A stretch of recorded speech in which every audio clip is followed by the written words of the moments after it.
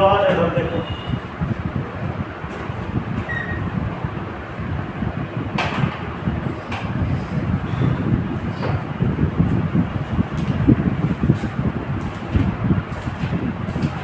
Property जाओ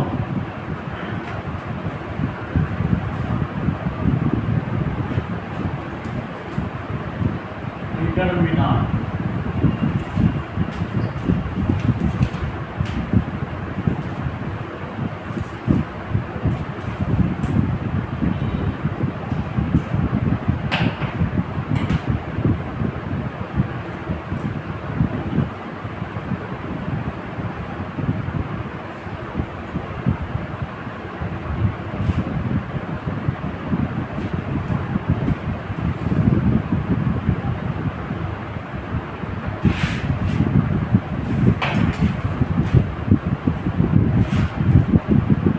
number 1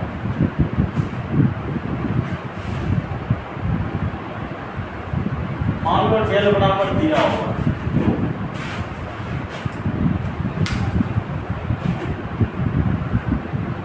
दो तीन चार पाँच इसका सॉल्यूशन करते हैं 5 गुना 10 4 या 12 क्या मिला अब हम चाहते हैं आर आई को है ना रे सी आई में इंटरचेंज कर दे मतलब सारा रो को कॉलम में चेंज करना चाहते हैं देखते हैं डेल बराबर क्या मिलता है 2 3 4 5 फिर भी इसका सॉल्यूशन करते तो क्या मिलता है कहने का मतलब क्या हो डिटरमिनेंट ऑफ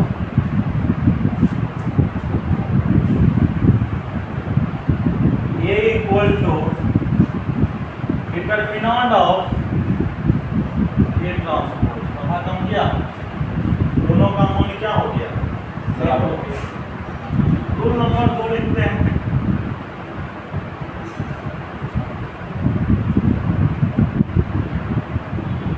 मान लो डेल बराबर तुमको दिया हुआ है 2 3 4 5 इसका सॉल्यूशन करोगे तो क्या मिलेगा 10 माइनस 12 12 माइनस ठीक अब हम चाहते हैं आपने समझना R1 को इंटरचेंज करना चाहते हैं किसमें या कॉलम को कॉलम 2 में कर सकते हैं तो यहाँ पर आ जाएगा 4 5 और ये 2 3 डर आ जाएगा कोई दिक्कत रहेगा 4 या 12 5 ना 10 क्या मिला आपको अच्छा एक बात दिमाग लगा अगर हम दो रो को आपस में इंटरचेंज करेंगे तो मान जो होगा ना वो मान का जो चिन्ह होता है परिवर्तन कोई दिक्कत रोल नंबर 3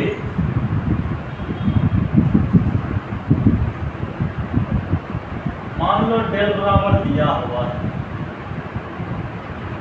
2 3 4 5 10 माइनस 12 माइनस तो निकला कोई दिक्कत यहाँ पर अब हम लोग क्या करने वाले हैं R1 में 3 से गुना R1 में 3 से गुना किया 3 से देखो क्या बनता है 3 गुना 3 चौके 4 और 3 दिया 9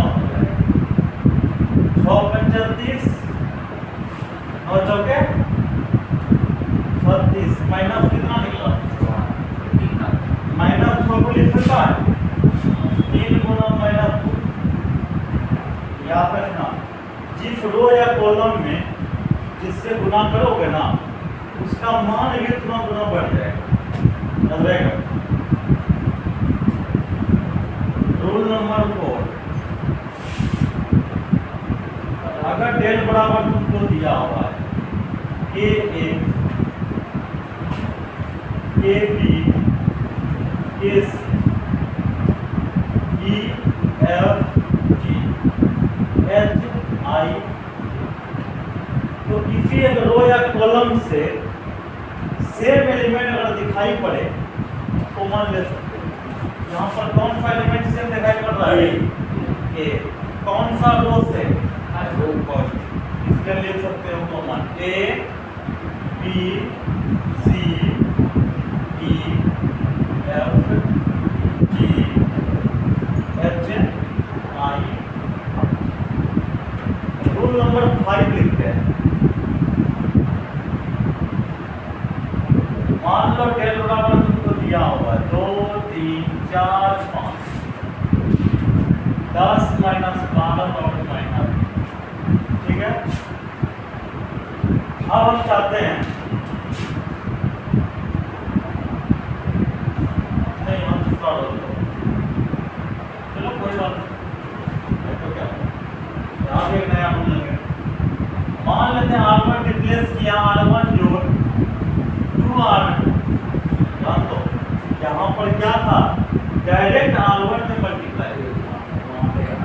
R1 रिप्लेस में R1 कुछ नहीं करते, किसी अदर में गुना करके दो। बस हो जाना 2 + 2 × 4 8 2 3 + 2 × 5 10 3 10 × 50 13 × 52 -2 मतलब क्या?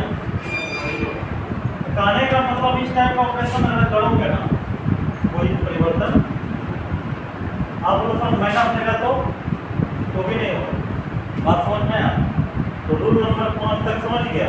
रूल नंबर 6 देखो। जैसे डेल बराबर A B C D E F A B C, जानते इसका मान क्या हो जाएगा? क्यों? क्योंकि कोई दो रो या column element same to same A B B C का मान क्या हो जाएगा? याद रहेगा। रूल नंबर 6 तक खत्म हो गया। यहाँ तक लिख लो फिर आगे लिखाएंगे 10 11 12 जितना हम लोग को लिखना है।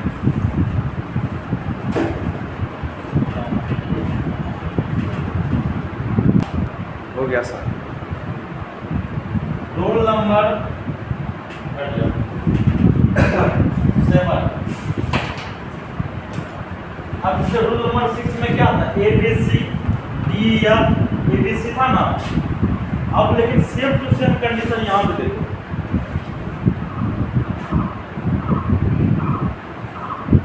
A B A C B E F A B सी।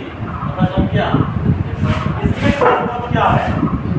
ये कॉमन ले लो A B C D E F A B C. तो के गुना क्या हो गया? 0 बराबर 0। तो डायरेक्ट इसका मान 0 भी लिख सकते हो, कोई दिक्कत? इसी को बोलता प्रोपोर्शनल। के बटे के बी बटे बी के सी बटे सी। रूल नंबर अगर मान लो ए और बी स्क्वायर मैट्रिक्स है। कौन मैट्रिक्स है? मतलब वर्ग का व्यू है ना। हाँ, तब जाके then determinant of AB equal to determinant of A determinant of मतलब क्या? तब जाके determinant of A to determinant of B ये बराबर है। Rule number 9।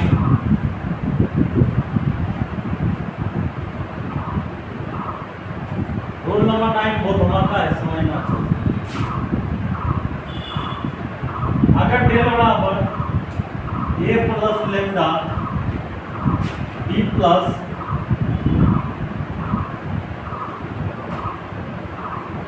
हटा देते हैं, समझ गया, C प्लस, चाहे रो में ऐसा हो या column, T E F G H, मान लो ऐसा सिस्टम में लिखा हुआ है, इसको दो डिटरमिनेंट के रूप में लिख सकते हो। कैसे समझो, अगर कोई रो या कॉलम अगर वो दो एलिमेंट से जुटा हुआ है, कितना एलिमेंट से, दो एलिमेंट, तो उस डिटरमिनेंट को दो डिटरमिनेंट के रूप में लिख सकते हो सम के फॉर्म में। कैसे, यहाँ देखो, A B C D E G H, पता कम क्या, उसके बाद lambda beta gamma E E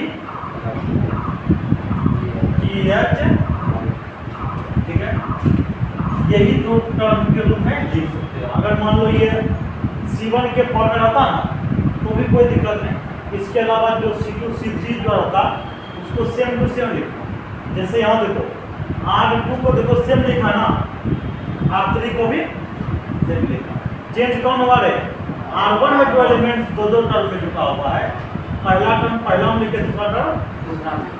rule number 10,